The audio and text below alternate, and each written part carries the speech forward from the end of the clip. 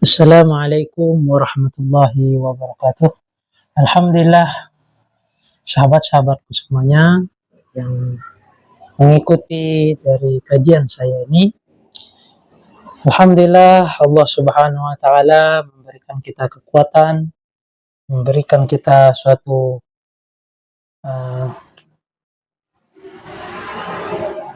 bisa menjalankan yaitu kajian kita, karena tidak ada lain melainkan seluruhnya ini dari zat yang maha agung, yaitu Allah Subhanahu wa Ta'ala. Alhamdulillah, kita bersyukur kepada Allah Subhanahu wa Ta'ala dikarenakan kita sudah melakukan kajian kita ini sekian banyak, yaitu tentang kepribadian Rasulullah SAW. Sudah memasuki dari bab tentang ketawaduan Rasulullah SAW, yang tentunya bab ke-46, yang mana kemarin kita sudah mendengarkan di sebuah hadis tentang Rasulullah SAW pergi menunaikan haji menggunakan pelana yang sudah usang ataupun biasa yang buruk, kemudian kain yang mana harganya kurang lebih 4 dirham, setara dengan kurang lebihnya dalam 1 dirham itu 300.000 kalau dirupiahkan. Itu di masa-masa saya waktu masih di pesantren. Tentu saya tidak tahu saat ini. Dan tentunya nominal yang demikian adalah kain yang sederhana di masa-masa dahulu. Kita ini di masa saat ini mungkin harganya kalau kita lihat dengan rupiah itu suatu nominal yang besar. Namun karena di saat itu, yaitu di masa Nabi, menggunakan dinar dan dirham, tentu itu adalah suatu hal yang sederhana. Wallahu a'lam. Alhamdulillah, sahabat-sahabat semuanya, saat ini kita akan melanjutkan kajian kita tentang ketawaduannya Rasulullah SAW. Yang mana kemarin kita sudah mendengarkan beberapa hadis tentang ketawaduan Rasulullah. Saat ini kita insya Allah akan menyelesaikan hadisnya tentang ketawaduan Rasulullah SAW. Seperti biasanya, kita memulai kajian kita ini dengan mengharapkan keberkahan dari zat yang maha agung melalui surat Al-Fatihah.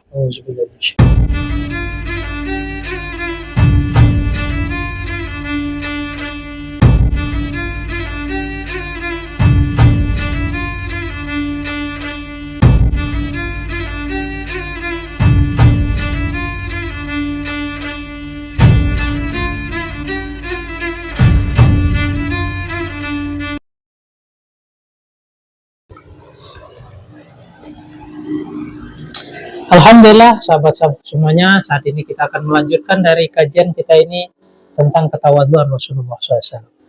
Anas bin Malik radhiyallahu anhu bercerita, anna rajula hayyadan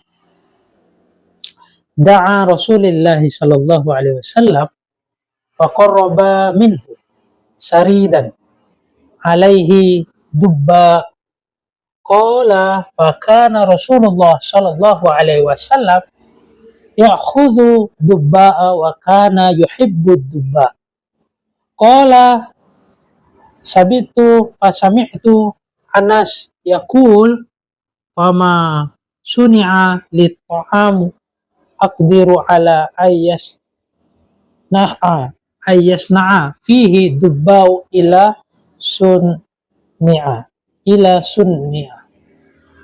Sesungguhnya seorang tukang jahit, atau bisa dibilang penjahit untuk saat ini, mengundang dari Rasulullah Shallallahu Alaihi Wasallam. Ia menghidangkan suatu roti berkuahan dengan terdapat di dalamnya yaitu labu, yang mana roti tersebut telah dikuahi ataupun di dalam kuah tersebut terdapatlah sebuah labu. Anas bin Malik melanjutkan ceritanya.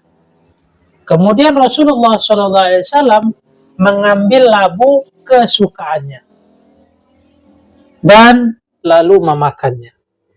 Sabit al-Banani, yaitu perawi hadis ini, berkata, aku mendengar Anas bin Malik radhiyallahu an telah berkata, tiada suatu makanan yang diminta kepadaku agar dicampur dengan labu, melainkan dibuatlah bercampur tersebut dengan labu. Maksudnya tidak ada suatu hal yang diperintahkan Rasulullah, melainkan suatu hal itu jika diminta campur, pasti yang minta dicampur itu adalah labu. Wallahu a'lam. Karena labu ini adalah makanan yang disukai oleh Rasulullah SAW. Sebagaimana kita sudah mendengarkan hadis-hadis sebelumnya tentang Rasulullah SAW menyukai makanan. Tentunya di situ banyak sekali hadis yang menjelaskan Rasulullah SAW sangat menyukai labu. Tentu ini ada manfaat yang begitu banyak jika kita mengkonsumsinya, sebagaimana yang dilakukan oleh Rasulullah SAW. Sehingga sahabat-sahabat dahulu, jika ia tidak menyukai suatu hal yang mana ada berhubungan kepada Rasulullah SAW, seperti labu ataupun cuka dan lainnya, maka dia sahabat tersebut dengan kecintaannya kepada Rasulullah SAW, yang mana tidak bisa kita bayangkan sahabat itu mencintai Rasulullah SAW, sehingga mereka yang tidak menyukai labu, mereka akan menyukai labu. Dan mereka akan mengatakan tidak ada perkara yang lebih kusukai melainkan labu. Kenapa? Karena melihat dari kekasihnya, yaitu junjungannya Nabi Muhammad SAW, yang mana menyukai labu. Begitulah dari santri-santrinya Rasulullah SAW, yaitu para sahabat.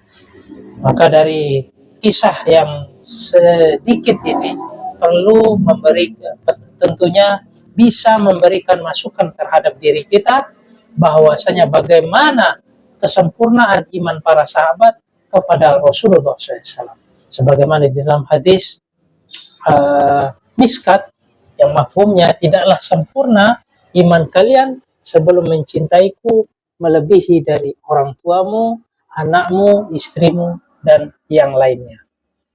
Sehingga jika seseorang benar-benar mencintai Rasulullah, tentu dia akan belajar ataupun akan menata dari kolbunya, hatinya, bahkan menata dari jiwanya, menata dari tubuhnya, untuk menjalani sesuai yang diharapkan oleh Rasulullah SAW, dikarenakan apa yang dilakukan oleh Rasulullah SAW dan para sahabatnya adalah suatu nilai yang tidak bisa dibayangkan ketika kita menghadap Allah di yaumul hisab.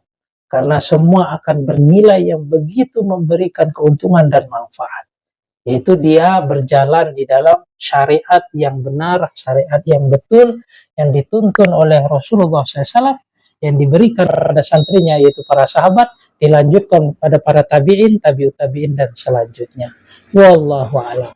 Inilah pentingnya kita mendengarkan dari kajian ini mengenai dari ketawaduan Rasulullah SAW, sehingga makanan yang Rasulullah SAW sukai, bahkan suatu hal yaitu labu. Mungkin kita yang saat ini tidak menyukai labu, maka kita belajar sebagaimana para sahabat mencintai labu ketika melihat Rasulullah SAW menyukai labu. Wallahu a'lam. Diriwayatkan oleh Ishaq bin Mansur dari Abdul Razak, dari Ma'mar, dari Sabit Al-Bunani, dari Asim Al-Ahwal, yang bersumber dari Anas bin Malik radhiyallahu anhu.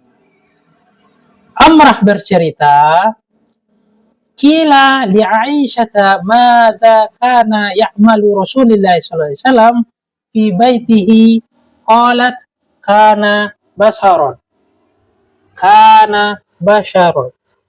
minal basari yafli saubahu wa yahlisu syatahu wa yahridimu nafsahu.